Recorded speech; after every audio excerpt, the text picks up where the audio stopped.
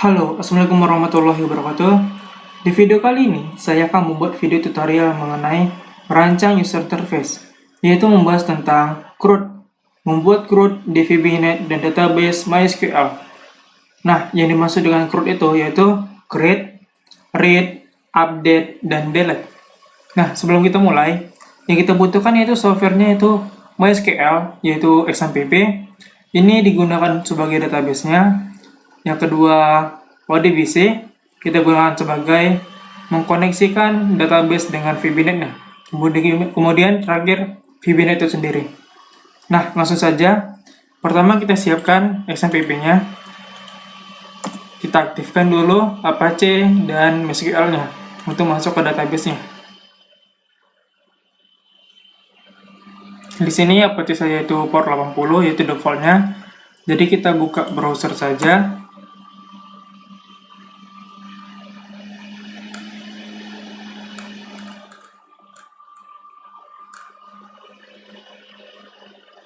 Mohon ditunggu. Nah, karena kita portnya default, jadi kita hanya klik localhost saja.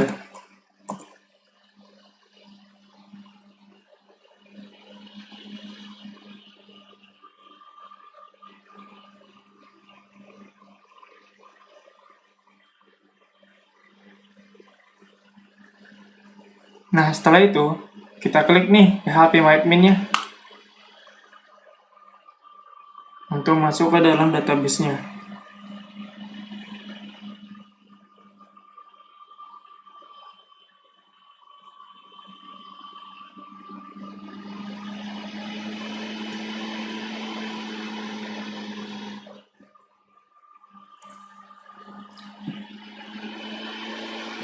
Nah, setelah database, kita buat database barunya. Di sini baru kita klik. Kemudian kita ketik nama database-nya, yaitu kita buat saja dengan CRUD. Kemudian kita buat. Dengan database CRUD, kita membuat nama tabelnya, yaitu saya buat tbl CRUD. Tabel CRUD.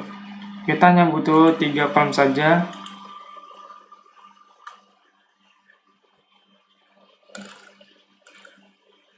Nah, yang pertama, namanya kita buat di sini yaitu kode atau ID juga bisa.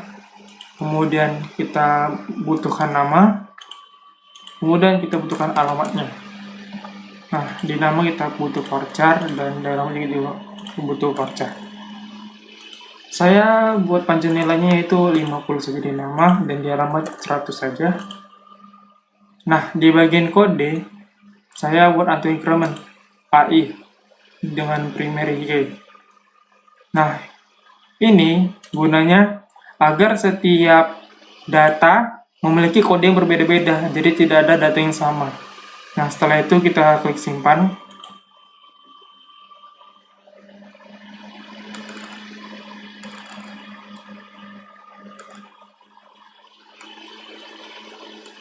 Setelah disimpan, kita lihat dulu di strukturnya ada apa saja. Di jelajah kosong, kita sudah memiliki kode, nama, dan alamat. Nah, kemudian kita tambahkan saja dulu isi datanya. Saya buat nama yang pertama ini, saya buat nama saya sendiri, yaitu Maulana Rivaldi. Yang kedua, alamat saya.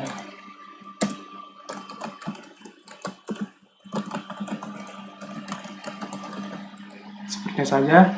Kita kode tidak perlu kita isi karena itu udah auto terisi nanti karena auto increment. Dan setiap datanya pasti berbeda-beda. Dan nama yang baru saya buat asal saja. Alamatnya. Nah, seperti ini saja. Kemudian kita klik kirim di sini. Maka ada duanya akan terkirim. Nah, sudah selesai. Kemudian kita lihat di jelajah. Nah, kita sudah memiliki dua data dalam database tabel CRUD. Yang pertama itu ada kode 1 dengan nama Maulana Rivaldi, yang alamatnya Jalan Sumarangan 5. Yang kedua ada variasis dan alamatnya Jalan Siderukun. Kita sudah membuat database-nya. Kemudian kita lanjut ke ODBC-nya. Kita buka ODBC, kita koneksikan antara database CRUD ini dengan VBNet-nya. Nah, kita klik add. Saya buat yang sini MySQL. Saya buat nama ODBC konektornya, saya buat dengan connect CRUD. Seperti ini saja. Dan server saya localhost.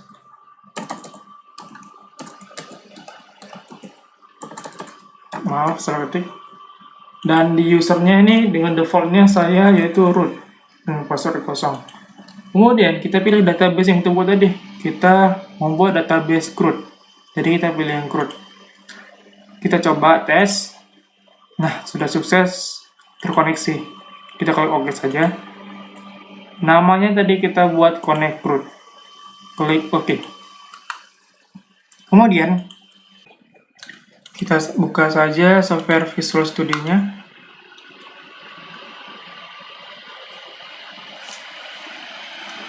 Nah, kita pilih ini project saja. Kemudian kita di Windows Form kita pilih di sini CRUD. Kemudian OK. Nah, ini form satunya. Saya buat lagi formnya, yaitu untuk form indexnya sebagai form utamanya. Saya buat namanya form index. Kita pilih add. Nah, kemudian jika kita run, maka yang muncul form 1. Kita ingin memunculkan form indexnya. Maka saya perlebar dahulu. Kita pilih CRUD. Kita pilih propertiesnya. Pilih startup formnya form index. Kita simpan saja. Jika kita run, maka yang muncul form index. Nah, kita ingin memunculkan form indexnya satu layar full. Maka kita pilih Windows state-nya maximize. Jika kita run, maka satu layar. Nah, kemudian kita membutuhkan menu strip. Di sini saya buat master. Kemudian ini CRUD. Nah, pertama kita buat di bagian CRUD ini untuk memunculkan form satunya. Oke, kita klik form 1. So, jika kita start, kita klik bagian CRUD, maka muncul form 1. Kan tidak teratur kan di mana letaknya terbukanya. Bisa kita atur. Nah, kita buat lagi CRUD-nya, add new item form to CRUD-nya. Kita buat di sini form CRUD. Kita pilih add. Nah, di bagian CRUD saya perlebar dulu. Kita akan memunculkan CRUD-nya ini, yang muncul itu form CRUD. Kita hapus, saya ubah menjadi form CRUD .show. Nah, jika kita start, maka muncul CRUD. Nah, ini besar, bisa kemana aja, bisa pilih yang lain juga. Maka caranya kita agar buat ini selalu di dalam window ini, yaitu kembali dulu, kita klik di bagian form index-nya, di bagian desain, kita pilih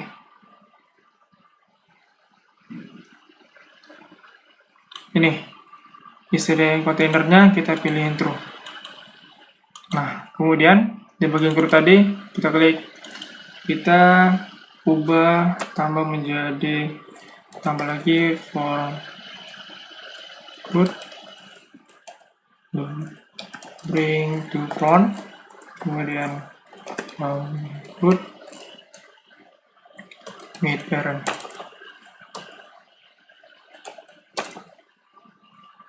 MB parent. Ini sebenarnya .me ya.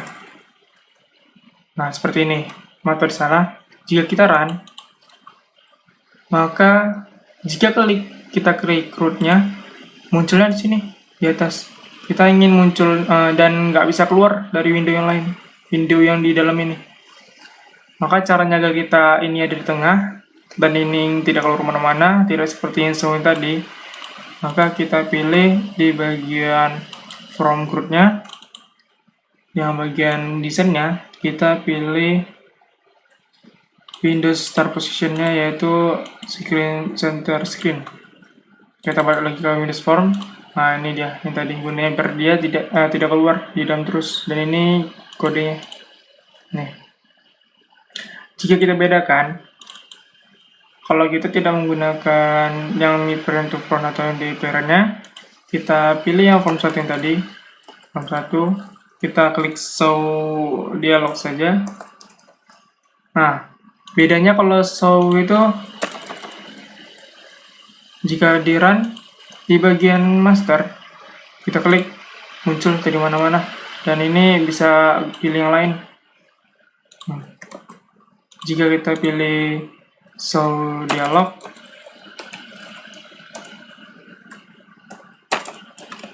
jika kita run, maka di bagian master ini tidak bisa pilih yang lain. Nah, seperti ini. Ini bisa kalian gunakan tergantung situasi apa yang kalian inginkan. Nah, seperti ini. Kemudian kita balik ke CRUD yang tadi sudah selesai. Kita pilih yang bagian CRUD ini kita butuhkan, yaitu label. Saya gunakan 2 saja. Di sini 1, label lagi, di sini 2. Nah, seperti ini. Saya ubah teksnya label 1 yaitu nama.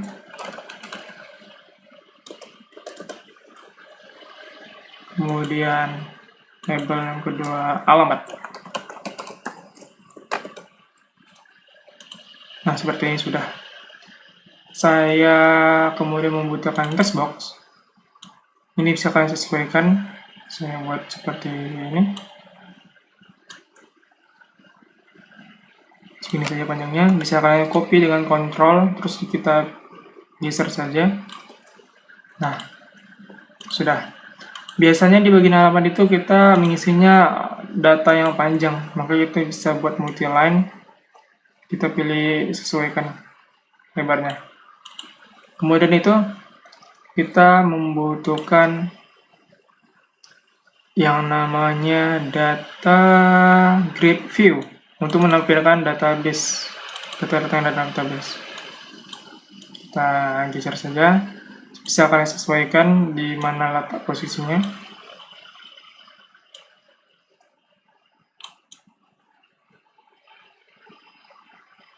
Nah, di sini saya buat. Kemudian kita membutuhkan yaitu namanya button. Saya buat di sini. Saya perlebar sedikit. Kemudian kita copy saja. Saya kontrol geser. Kita butuhkan 4 button. Nah, kemudian di bagian ini text box-nya saya ini kan karena ingin membuat teks namanya, maka kita pilih desain di bagian namanya itu saya buat teks nama. Dan di bagian alamatnya sama juga, di sini namanya untuk mengisi teks alamat. Di sini saya buat default saja. Di bagian button 1, namanya saya buat standar saja, button 1, 2, 3, 4. Tetapi bagian teksnya yang ingin kita munculkan saya buat teks. Atau bisa juga kalian pilih bagian nama tadi seperti yang ingin dibuat. Ini saya buat tambah. Di sini saya buat simpan.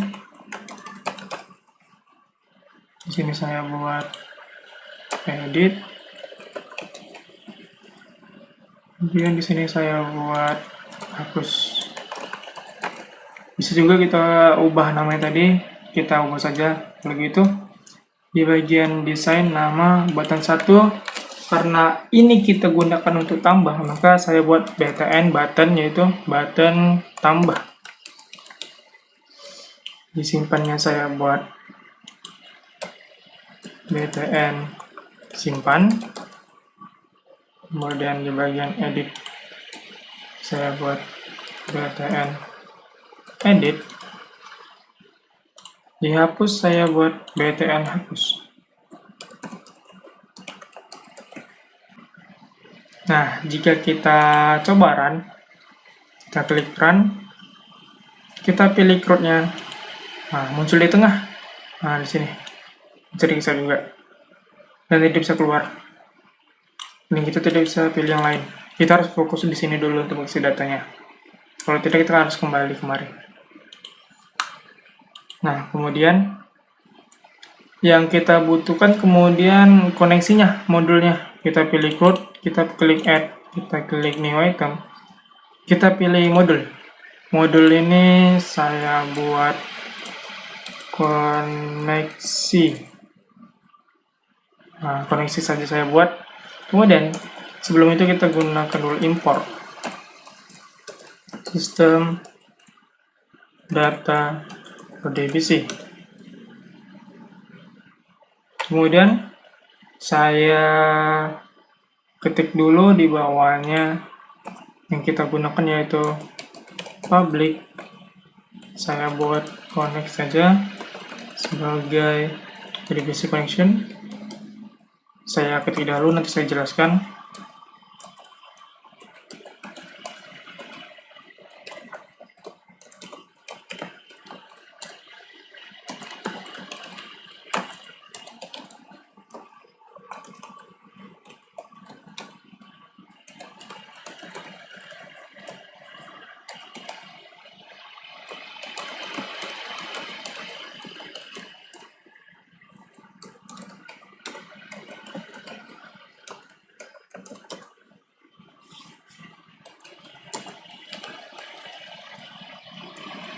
Nah, setelah itu saya buat subnya. Ini untuk koneksi database.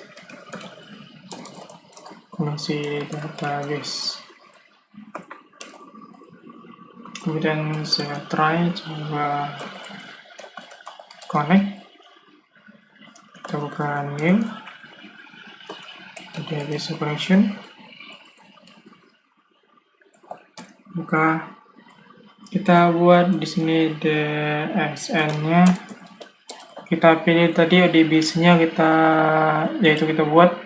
Kita lihat dulu. Yang tadi kita buat itu ini, connect root. Maka kita di database ini kita pilih connect root. Maaf, saya ketik dulu. Connect root. Kemudian kita klik multiple active result, set. Kita buat true, kita tutup. Kemudian di bawahnya kita buat if jika connect state sama dengan connection state dot close dan connect open, and if kemudian catch exception. Di bawahnya kita buat message box-nya jika gagal.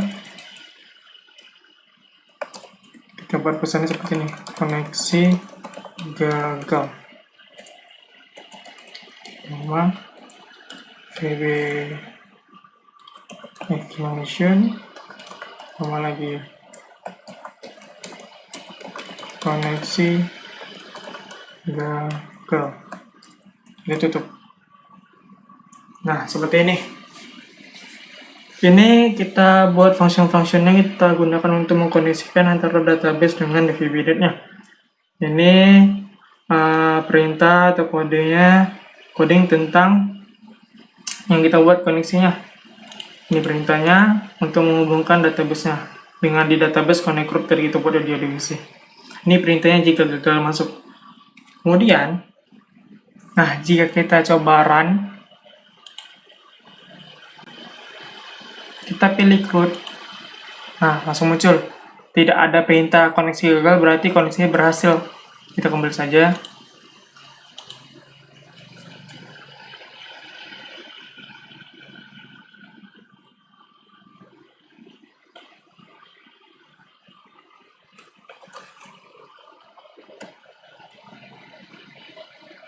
Sekarang kita masuk ke bagian form CRUD-nya. Kita buat perintahnya yaitu di bagian sini. Pertama-tama kita imporkan dulu database-nya. Import system data divisi. Kemudian kita di sini buat sub lagi tampil data. Ini untuk menampilkan datanya, menampilkan data yang ada dalam database ke dalam VB-Net-nya. Kemudian kita buat DA yang tadi, DA, kita buat new, divisi data daftar. Maaf, saya jelaskan dulu, saya ketik dulu. Ini query-nya, ini perintah di MySQL-nya untuk menampilkan seluruh data. Inilah gunanya tanda bintang ini, seluruh data yang ada dari from tabel. Tabel apa tadi kita buat? Kita di database, CRUD dengan table CRUD. Kita kembali, kita buat from CRUD. Ini database-nya, Mak. Saya buat tpl CRUD. Nah, kita tutup. Saya kompos ini. Kita pilih yang tadi kita buat connect. Tutup. Kemudian ds-nya kemudian new dataset. Kemudian da.fill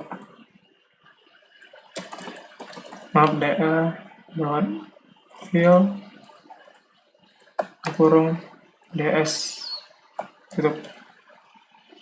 Kemudian ini yang di bagian from CRUD-nya. Nih, tadi kita buat nama apa? Tadi kita namanya masih yang default ya.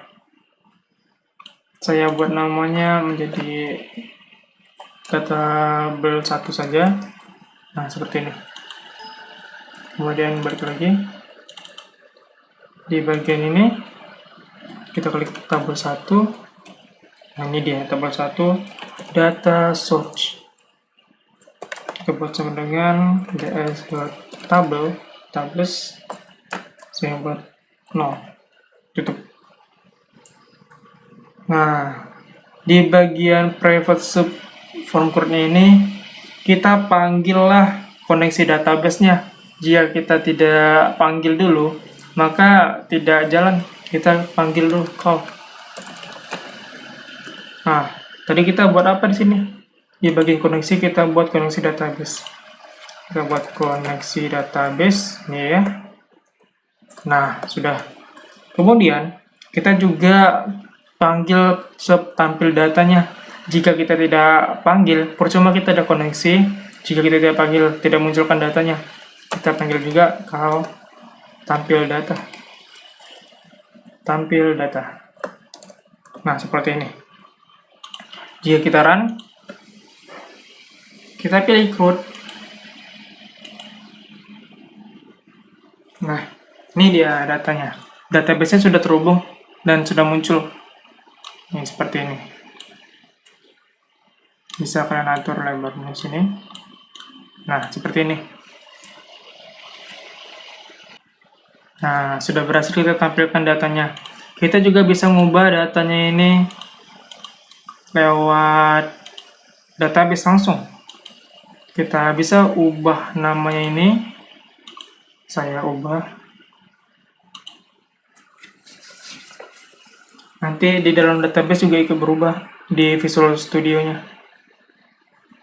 Kita ubah dulu. Tarik lagi, saya ganti menjadi tarik aja, kita kirim.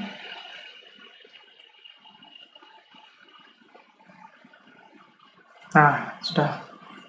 Kita lihat di bagian sini, memang belum berubah. Jika kita keluari, kita pilih lagi CRUD-nya. Nah, sudah berubah.